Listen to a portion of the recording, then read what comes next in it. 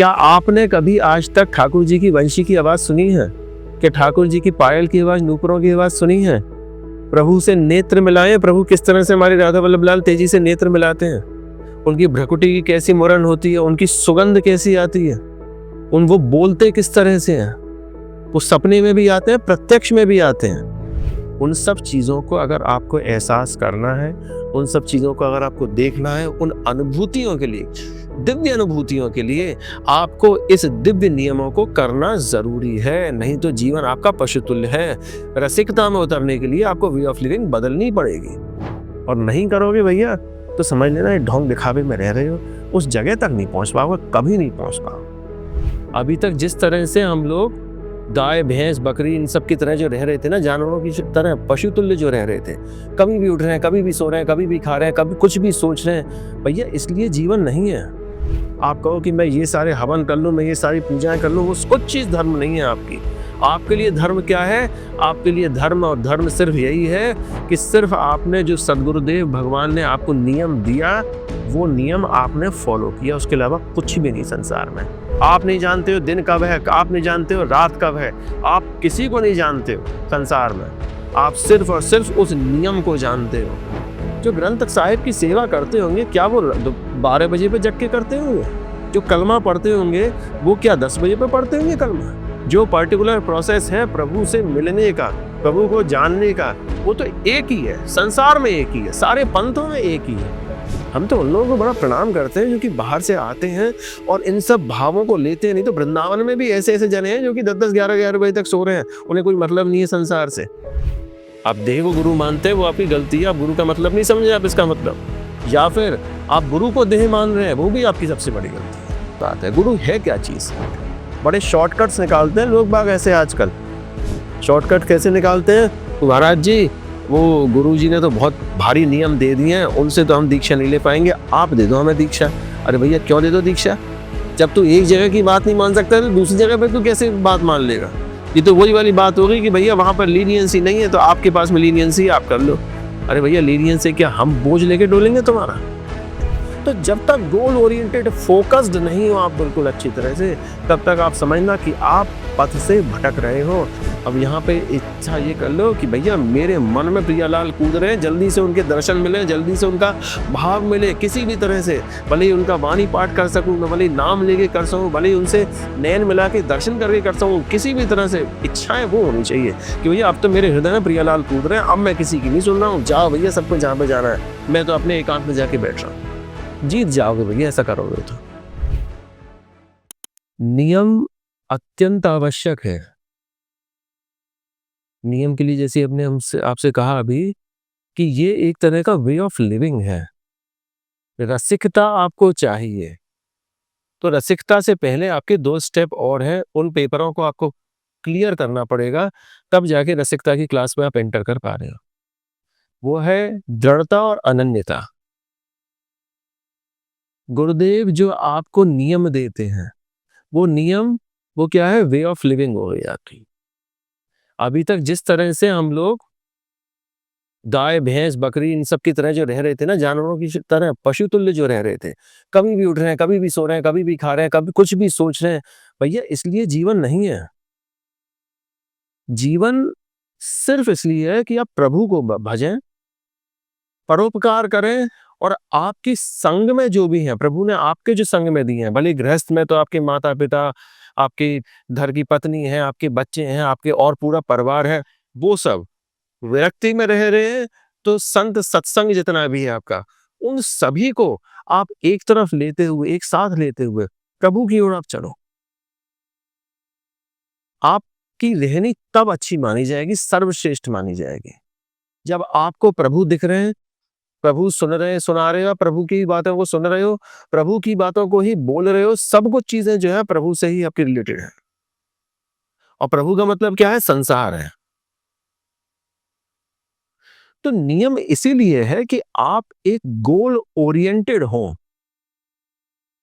आपको गुरुदेव ने कह दिया कि भैया चतुरासी जी जो है आपको पढ़नी है, सेवक वाणी का जो है पाठ करना है, आपको नाम जप करना है, आपको अपना मंत्र करना है, ये सब चीजें क्या है? ये एक तरह के सिलेबस है।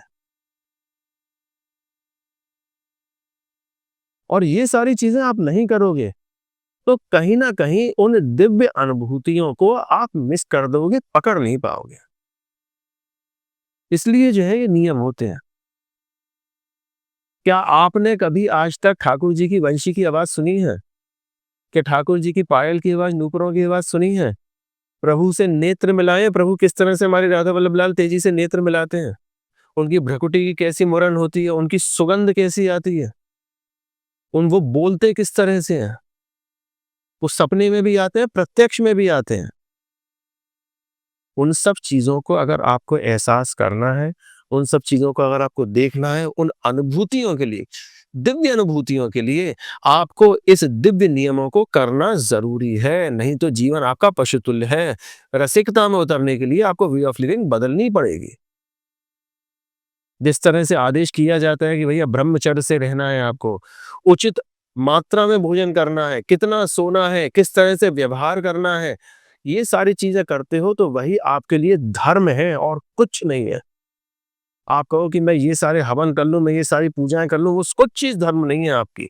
आपके लिए धर्म क्या है? आपके लिए धर्म और धर्म सिर्फ यही है कि सिर्फ आपने जो सदगुरुदेव भगवान ने आपको नियम दिया, वो नियम आपने फॉलो किया, उसके अलावा कुछ भी नहीं संसार में। आप नहीं जानते हो दिन कब है, आप नहीं जानते हो रात कब है, आप किसी को नहीं जानते हो संसार में। आप सिर्फ और सिर्फ उस नियम को जानते हो।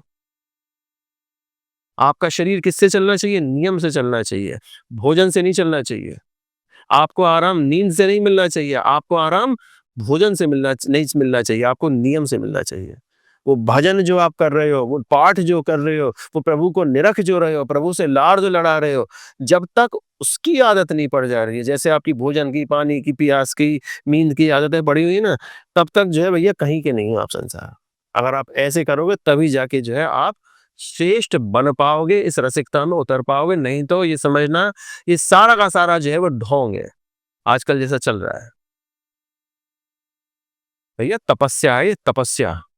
तपस्या इसी को कहते हैं जब आप उचित मात्रा में भोजन ले रहे हो, उचित मात्रा में नींद ले रहे हो, उचित मात्रा में ही सबसे व्यवहार कर रहे हो और पूर्ण रूप से प्रभु को आप समर्पित हो। प्रभु के लिए ही सब कुछ चीज है, परोपकार के लिए ही आपका जीवन है।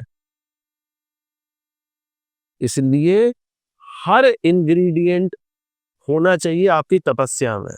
कितना नाम जप है, कितना वाणी पाठ है, कितना भजन है, कितना प्रभु को निरखना है, कितनी प्रभु की सेवा करनी है, कितना परोपकार में आपका जीवन बीतना चाहिए। धाम की सेवा आपके कितनी है, नाम की सेवा कितनी है, यहाँ की वृक्ष लताओं की सेवा कितनी है, यमुना महारानी का कितना आपकी सेवा है। इन सब चीजों को देखते हुए हर चीज इंग्रेडिएंट जो है आपके भोजन इसमें होना चाहिए।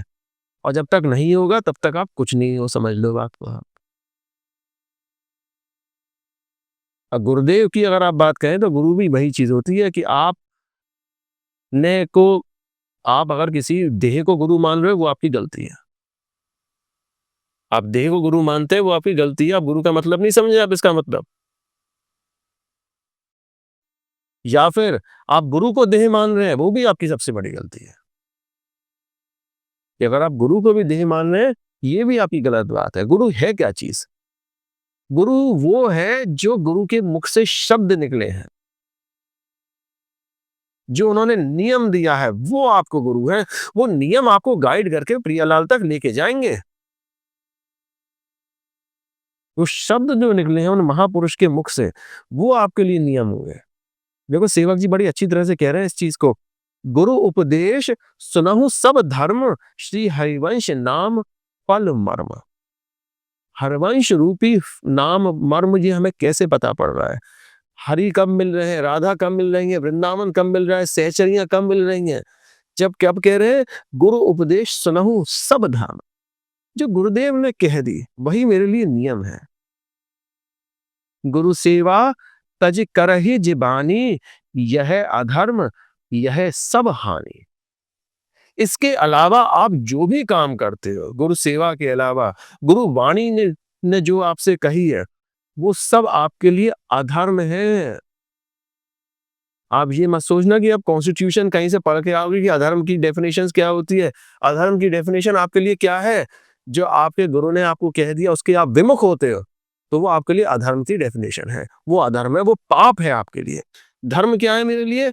मेरे लिए सिर्फ और सिर्फ एकमात्र धर्म है जो मेरे सदगुरुदेव के मुख से निकल गई है बात, कि किस तरह से श्री जी को पाना है, उसी चीज को मुझे माननी है और किसी चीज को नहीं माननी है। संसार में कोई कुछ भी कहता है, देखो लक्ष्य बनाना पड़ेगा एक चीज का। जैसे अर्जुन ने बनाया था ना लक्ष्य, उनके गुरुदेव ने पूछा कि क्या चीज दिख रही है तुमको? तो अर्जुन कहता है मुझको सिर्फ आंख दिख रही है, मुझको चिड़िया भी नहीं दिख रही, ना पेड़ दिख रहा, ना फल दिख रहा, ना कोई यंत्र दिख रहा, कुछ नहीं दिख रहा, मुझे आंख दिख रही थी। क्यों? क्योंकि गुरुदेव ने कहा कि तुम्हारा लक्ष्य जो है उस आंख है चिड़िया की। चिड़िया भी नहीं कह रहा, वो चिड़िया की आंख तुम्हारा लक्ष्य है। तो जब तक गोल ओरिएंटेड फोकस्ड नहीं हो आप बिल्कुल अच्छी तरह से, तब तक आप समझना कि आप पथ से भटक रहे हो। सेवक जी इस चीज को बार बार कह दे भी देते हैं बड़ी अच्छी तरह से। क्या कहते हैं? सूधे चले आपने धर्म। धर्म क्या था जो गुरुदेव ने वाणी बताई? क्या? प्रियालाल के जुगल के चरणार विंद। वो चरणार विंद मात्र जो है हमारा एक लक्ष्य है, और कुछ लक्ष्य नहीं है हमारा संसार। वो चरणार विंद जहां पर है, जैसे है इस वृंदावन में, किसके साथ है? सहचरियों के साथ में। कौन कौन के चरणार विंद है? प्रियालाल के चरणार विंद है। मुझे तो सिर्फ वही चीज चाहिए और कुछ नहीं चाहिए। इस कारण से नियम करना बड़ा जरूरी है, बहुत जरूरी है।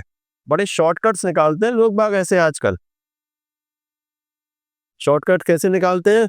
महाराज जी वो गुरुजी ने तो बहुत भारी नियम दे दिए हैं, उनसे तो हम दीक्षा नहीं ले पाएंगे, आप दे दो हमें दीक्षा। अरे भैया क्यों दे दो दीक्षा? जब तू एक जगह की बात नहीं मान सकता है तो दूसरी जगह पे तू कैसे बात मान लेगा?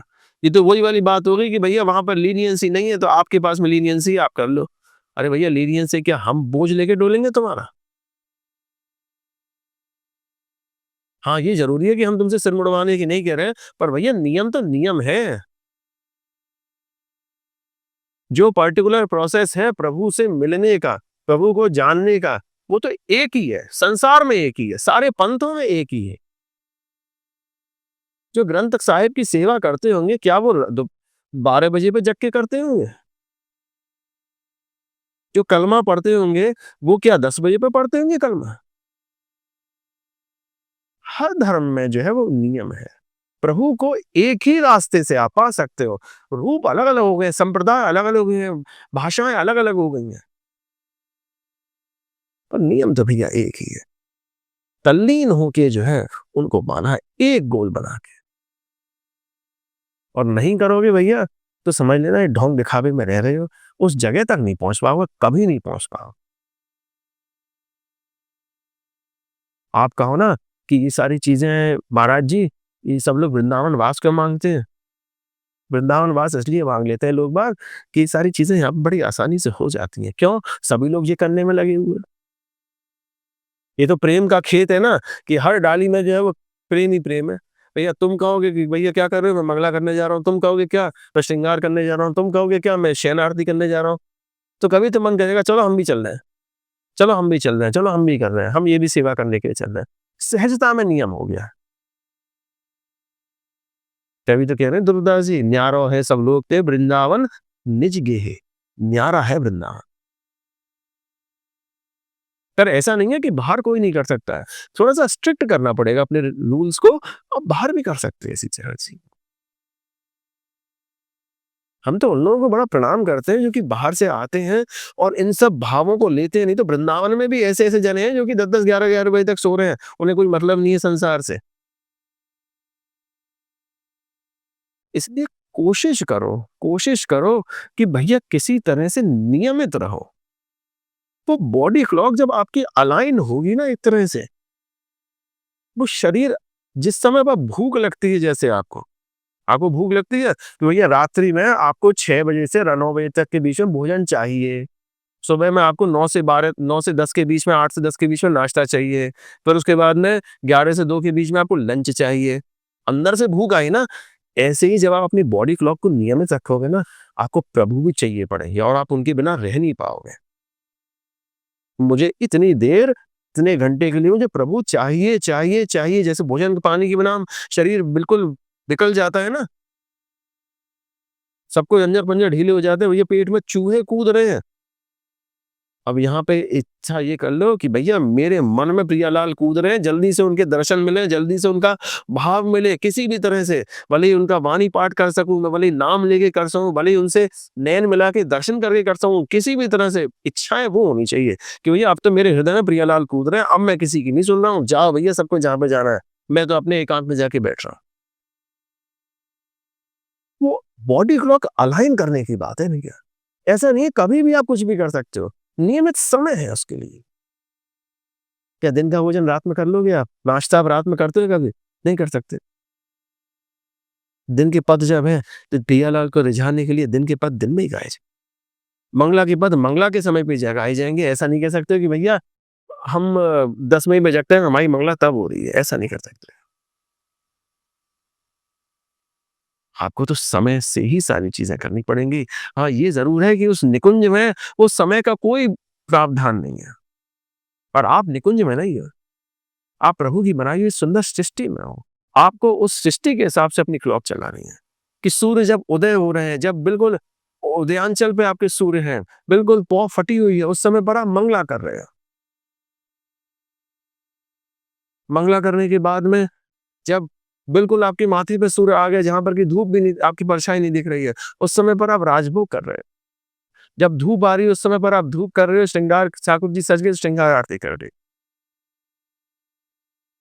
चिड़ियों ने चहचहाना शुरू कर दिया कि सूर्य डूबने वाला है थोड़ी देर में, तो वहां पर आपने उत्थापन आरती कर दी, इनको जगा के प्रभु को भोग लगा दिया। संध्या होने वाली है, सूर्य डूबने वाले, अस्तांचल पे हैं, आपने उनकी संध्या आरती करी। रात्रि थोड़ी देर बाद में प्रभु थक भी जाते हैं, बड़े सुकोमल हैं, तो वहां पर आपने उनकी शयन आरती कर दी। जब आप अपनी बॉडी क्लॉक को अलाइन करोगे, सीमाएं अपने आप सही हो जाएंगी। आपका शरीर प्रकृति के हिसाब से चलेगा। आपका शरीर जो है वो एक तरह से, आप ये समझो आपका मन और शरीर जैसे एक वो फॉर्ज्ड लोहा होता है ना, जिसको कि अग्नि में डाल के और उसको खूब पीट पीट के जो है उसको पक्का कर लेते हैं, जिससे ट्रेन के पहिए बनते हैं, तो उसका कुछ नहीं बिगड़ता है। कितना भी चले, कितना भी घिस जाए, कुछ नहीं बिगड़ता है, बाल भी बांका नहीं हो सकता है। अपने मन को और अपने तन को ऐसा बनाना है, तब जाके प्रभु जो है वो समझ में आ पाते हैं। और ऐसा करोगे तो भैया बड़ा आनंद आएगा, बड़े नियमित रूप से चलोगे, प्रियालाल हमेशा साथ में चलेंगे। तो रसिक सिद्ध संत होते हैं ना, जो भगवत जिनको साक्षात्कार हो जाता है, वो ऐसे ही होते हैं। और ये कहावत कोई गलत नहीं है कि अपना काम मनता भार में जाए जनता, ये कहावत बड़ी अच्छी है। उन संतों की कहावत तो यही है। उनको दुनिया से मतलब नहीं है, उनका जो नित्य नियम है वो वही करेंगे। भोजन मिले चाहे नहीं मिले, दिन हो गए चाहे नहीं हो गए, रात हो गए चाहे नहीं हो, उनको तो अपना काम करना है तो करना है, अपना समय से अपनी सेवा करनी है। जीत जाओगे भैया ऐसा करोगे तो।